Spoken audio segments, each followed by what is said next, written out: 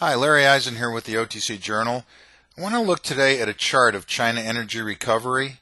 I think the stock could be on the verge of a breakout, and this chart is setting up in a very interesting way, and I'd like to go over it. But before we get started, let's talk a little bit about China. I absolutely love China as a place to invest your equity dollars for the next 10 years.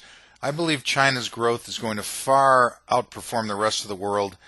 The Chinese are not plagued with the same problems we have here in the United States. There's no massive consumer debt. There was no gigantic real estate bubble. The savings rate is high. The people have a lot more to consume than they've consumed already. There's giant infrastructure build out going on there. Sure, there's a manufacturing slowdown temporarily, but it's being replaced with domestic demand. And the country's stimulus package should have a far greater effect than the one in the United States, particularly since they don't have to borrow any money to put that stimulus in place. So the Chinese are very clever. They're building out the infrastructure now for the next big expansion wave globally. At any rate, going back to when I first started covering the companies, you can see back in September and October, this stock was in an absolute waterfall decline. Relative to the numbers the company had achieved, this made absolutely no sense. But that was a very, very bizarre time in the stock market. It was a once-in-a-century event. There were a number of small funds that had financed the company's growth, and this was a massive forced liquidation here. All of these funds were forced to sell all of their shares with no regard for price, and it was all fueled by the meltdown in equities on a global basis and the giant credit bubble exploding.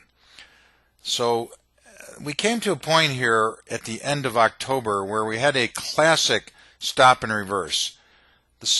There was a massive supply of the stock all the way down through this waterfall decline, and these funds that were forced to liquidate simply ran out of stock right here at the end of October, and the stock had its highest volume day and reversed from 90 cents at the bottom to $2 in a period of just 3 trading days. It was an excellent, excellent stop and reverse. After that, the stock came back a little bit, made a nice retracement. People loaded up again. It ran up to about $2.25. At this time, the company announced that it had signed an $11 million contract. Stock came back down again.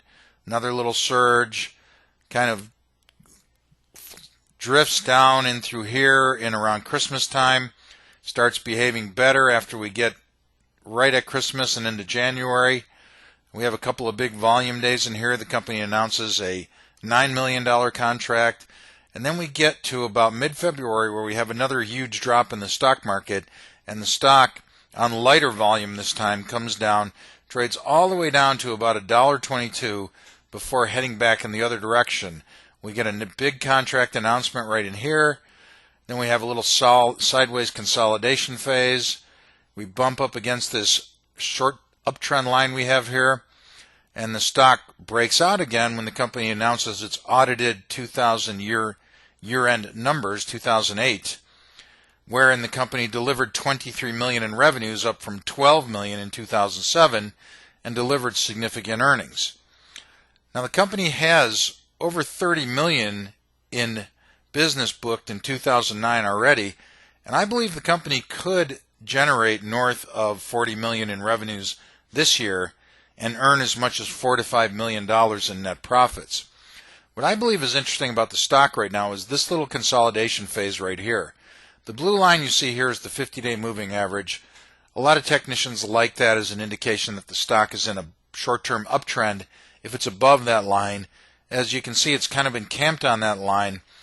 And there is some entity that sits on the bid for this stock at $1.70, $1.71, right in that range, and buys every single share that's for sale right all through these last 1, 2, 3, 4, about 12, 13 trading days.